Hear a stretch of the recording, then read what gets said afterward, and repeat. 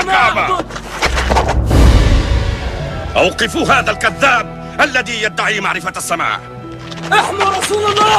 Mendengar kabar Muhammad yang masih terbilang keponakannya dianiaya Abu Jahal, Hamzah bin Abdul Muthalib yang masih mengenakan pakaian berburu lengkap dengan busur dan anak panahnya berang.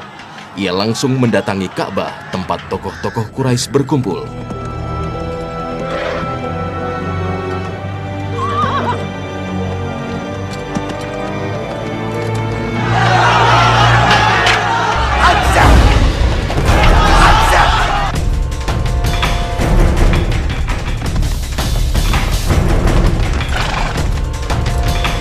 Abu Jahal, tokoh Quraisy yang paling getol menentang risalah Nabi, dipukul hingga jatuh terpelanting.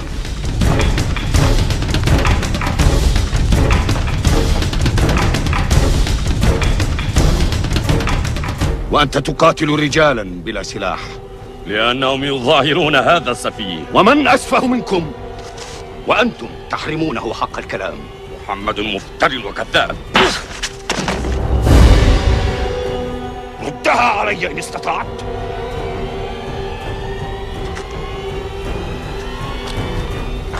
وأنتم ألا يواجهني منكم أحد؟ أنا على دين محمد أقول ما يقول فليرد علي ذلك من يستطيع. Tindakan berani inilah yang justru mengubah jalan hidup Hamzah. Hamzah, tokoh Quraisy dari Bani Hashim yang disegani ini tanpa ragu meninggalkan kepercayaan Quraisy dan langsung mengucapkan 2 kalimat syahadat di depan Rasulullah Sallallahu Alaihi Wasallam.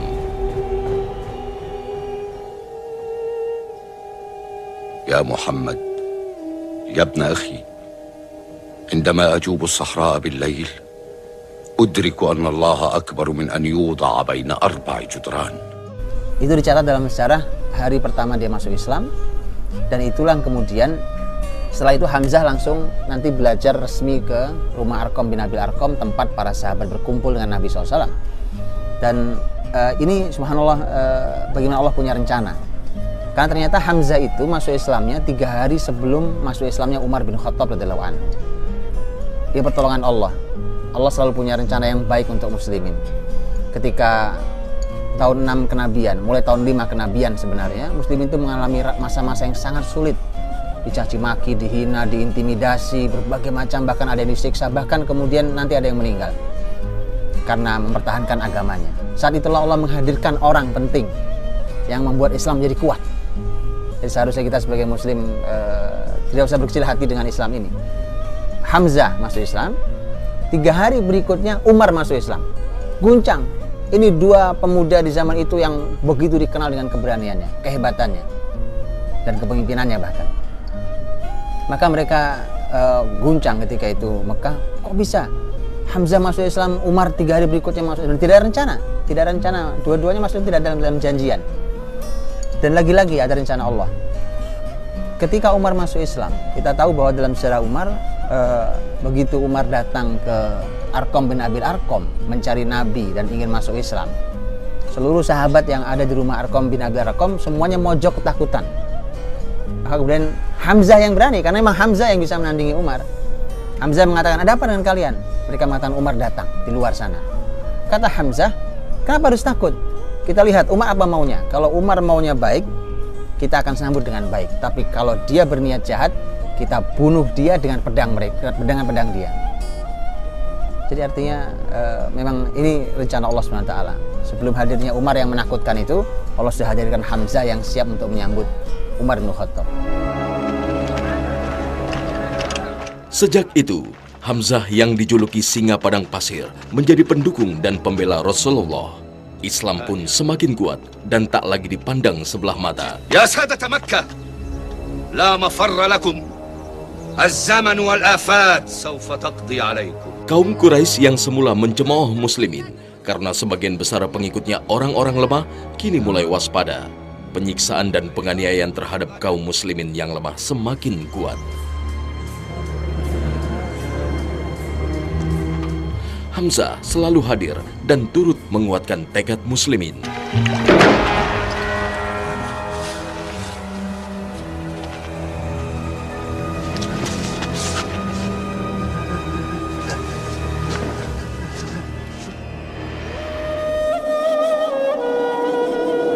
Ia pula yang turut mengorganisir keberangkatan hijrah kaum muslimin dari Mekah ke Madinah.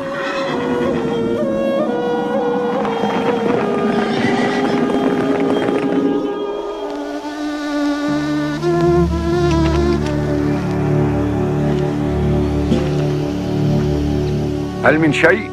لا ليس بعد. قلبي عليه وعلى أبي بكر.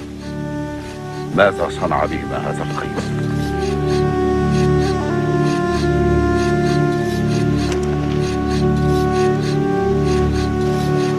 ها هو الرسول.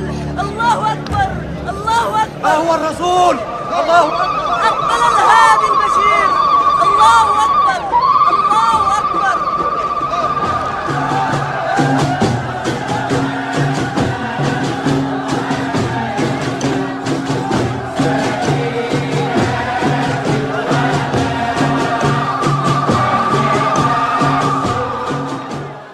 Hamzah itu mendapatkan kehormatan dengan nama itu, sehingga Nabi SAW nanti Nabi menyebut Hamzah dengan Asadullahi wa Asadu Rasulih, singanya Allah dan singanya Rasulnya.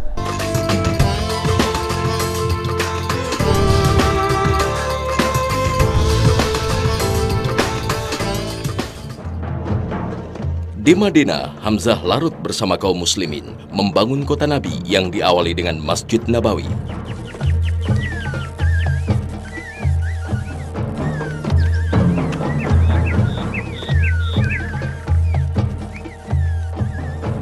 Sebagai seorang kesatria yang dijuluki kaumnya singa padang pasir, keinginan Hamzah untuk melawan Quraisy begitu besar. يا رسول الله، أنا أعرف أنك تدعو إلى السلام، ولكن لو تركناهم نفقد كرامتنا بعد أرضنا يا رسول الله.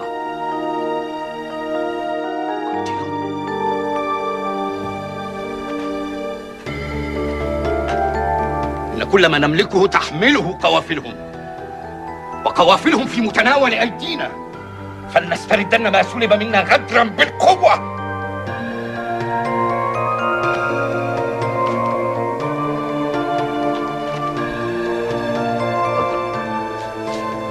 عذرا إن كنت قد رفعت صوتي في حضرتك يا رسول الله، ولكنها غضبة لله ودين الله.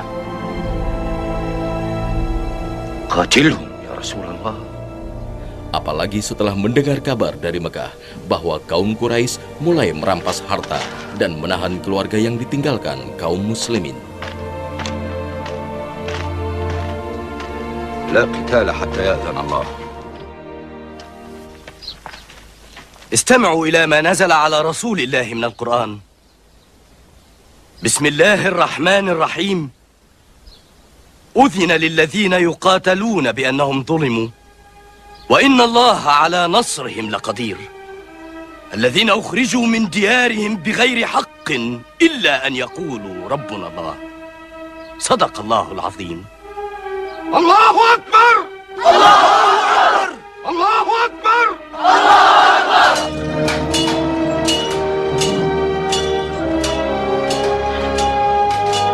Pada tahun pertama hijrah, Allah menurunkan wahyu kepada Rasul-Nya yang mengizinkan kaum muslimin untuk melawan.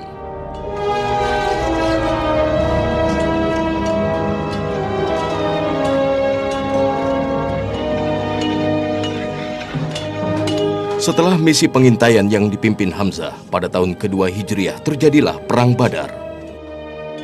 سيف علي أول سيف في الإسلام.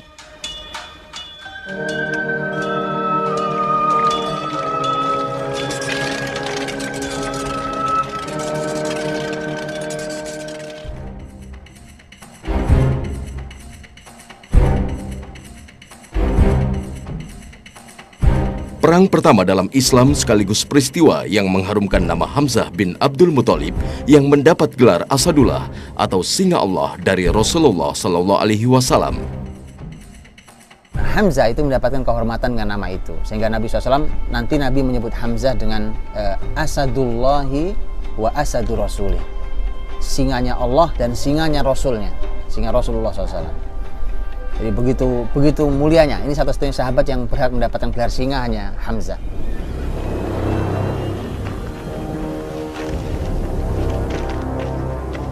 وأنا وعلي.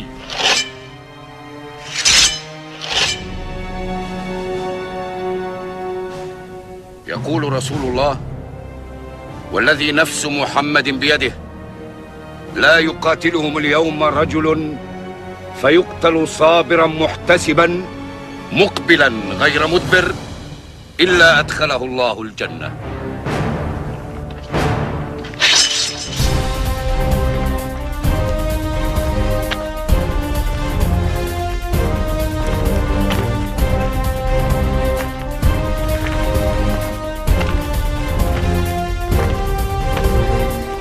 هل نحن نظراؤكم؟ لا إله إلا الله محمد رسول الله.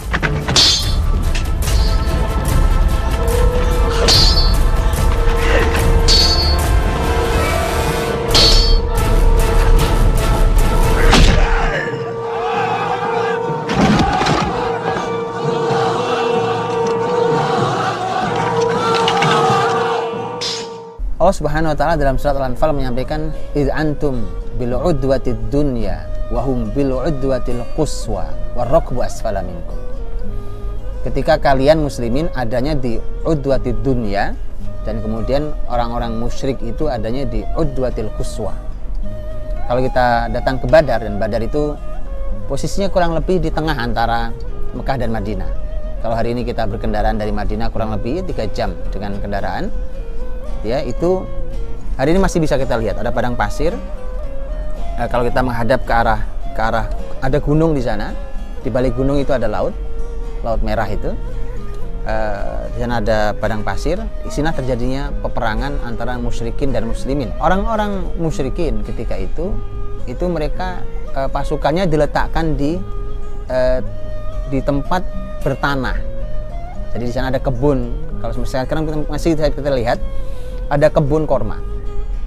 Di sanalah pasukan musyrikin, itu yang disebut dengan udwatul quswa. Nah, muslimin posisinya ada di tempat yang berpasir. Sehingga ketika malam harinya Allah turunkan hujan, sebelum esok harinya ada peperangan, Allah turunkan hujan. Maka kemudian Allah mengabadikan bahwa hujan itu adalah nikmat Allah Subhanahu wa taala. Idzi wasyikumun nu'asa amanatan minhu wa yunazzilu 'alaikum minas sama'i ma'an.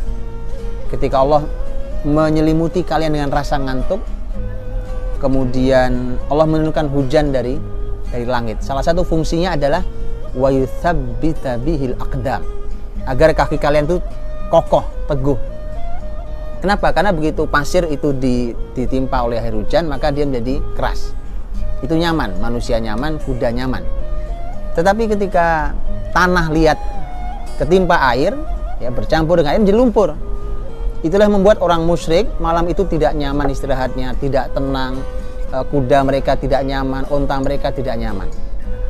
Sehingga istirahat mereka kurang, padahal esok harinya mereka harus bertarung di dalam perang Badar. Itu salah satu pertolongan Allah sebagai muqaddimah untuk kemenangan yang kemudian Allah berikan di perang Badar. Hannibal, taqaddamu! Come on!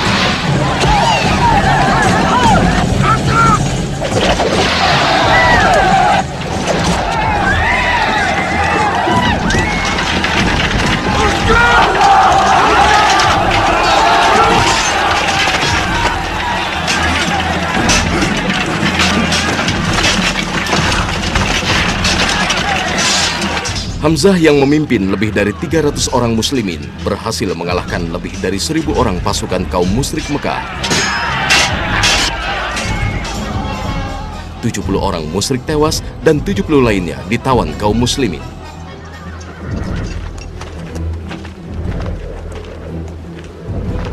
رسول الله لا يرضى أن تقيدوا الأسرى. لو كنا مكانهم لقتلونا. علينا أن نتبع وصايا رسول الله في الأسرى. لا تسحبوهم مربوطين، قاسموهم زادكم. من يعرف القراءة والكتابة يعلم 10 من المسلمين لقاء حريته.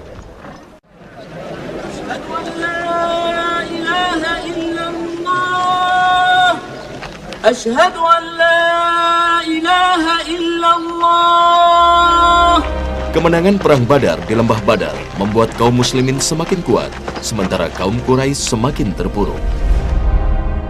Nama Hamzah semakin membuat gentar para musuh-musuh Islam di Mekah, bahkan kaum Yahudi di Madinah. Hamzah bin Abdul Muthalib memang orang yang paling piawai dalam seni perang di kalangan suku Quraisy. Hamzah di kalangan Arab dikenal seorang pemuda yang zaman itu memang dia masih sangat muda usianya, karena bedanya dengan Nabi SAW hanya 2 tahun lebih tua Hamzah. Jadi Hamzah itu 2 tahun lebih tua dari Rasulullah SAW, sehingga secara usia masih pemuda ketika itu. Dan Hamzah dikenal seorang pemuda yang cerdas, sangat pemberani, dan bahkan dia dikenal sebagai orang yang begitu berani sampai mendapatkan sebutan pemburu singa. Ini sebenarnya sebuah ungkapan saja bahwa begitu berani ya. Kalau orang lain berburu mungkin hanya berburu, ya hitunglah binatang serigala di padang pasir atau apa, dia berburu singa. Dan itu disebut orang sangat pemberani. Anak muda yang kuat, yang cerdas dan pemberani. Dan memang Hamzah punya kebiasaan berburu. Senang sekali dia berburu. Sehingga dia khas dengan pakaiannya, pakaian berburunya. Kemudian dia senang sekali membawa busur panah. Busur panah ini selalu ada di tangan dia selain senjata yang lainnya. Pada zaman jahiliyah, ia menjadi tempat orang-orang Quraisy melatih diri, menempa keahlian perang. Lahir di Mekah, dibesarkan di klan Bani Hashim, keluarga besar Nabi Muhammad SAW. Hamzah bin Abdul Muthalib radhiyallahu anhu itu dari keluarga besar Rasulullah SAW sendiri, dari Quraisy, juga dari Bani Hashim, yaitu keluarga Nabi SAW, dan posisi beliau juga sebagai paman Nabi langsung. Makanya namanya Hamzah bin Abdul Muthalib. Dan kita tahu Abdul Muthalib adalah kakek Nabi SAW.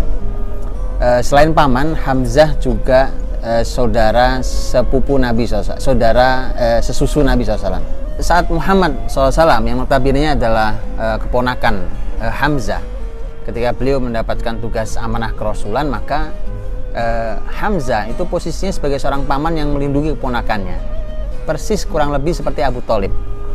Cuma bedanya adalah Abu Thalib tidak beriman sampai meninggal dan Hamzah nanti beriman. Sama-sama paman Nabi SAW. Dan ini juga menjadi pelajaran sebenarnya buat kita. Kalau kita belajar sejarah Islam di Indonesia ini, seringkali kalau disebut siapa paman Nabi, jawabannya Abu Thalib. Kenapa tidak juga disebut siapa paman Nabi? Hamzah. Oh, Hamzah juga paman Nabi. Hamzah masuk Islam. Abu Thalib meninggal tidak dalam keadaan beriman, walaupun Abu Thalib benar punya jasa yang besar dalam Islam. Hamzah ketika Muhammad SAW diangkat jadi Rasul, Hamzah tidak memusuhi Nabi SAW. Dari keluarga Bani Hashim itu yang memusuhi Nabi hanya Abu Lahab. Yang lainnya semua mendukung Muhammad, entah beriman atau tidak beriman. Sehingga tidak ada dalam sejarah disebutkan bahwa Hamzah itu melakukan perlawanan, melakukan konspirasi, tidak ada. Yang ada justru membela, bahkan melindungi Muhammad sang keponakan dari berbagai macam gangguan, termasuk para tokoh Quraisy, termasuk Abu Jahal.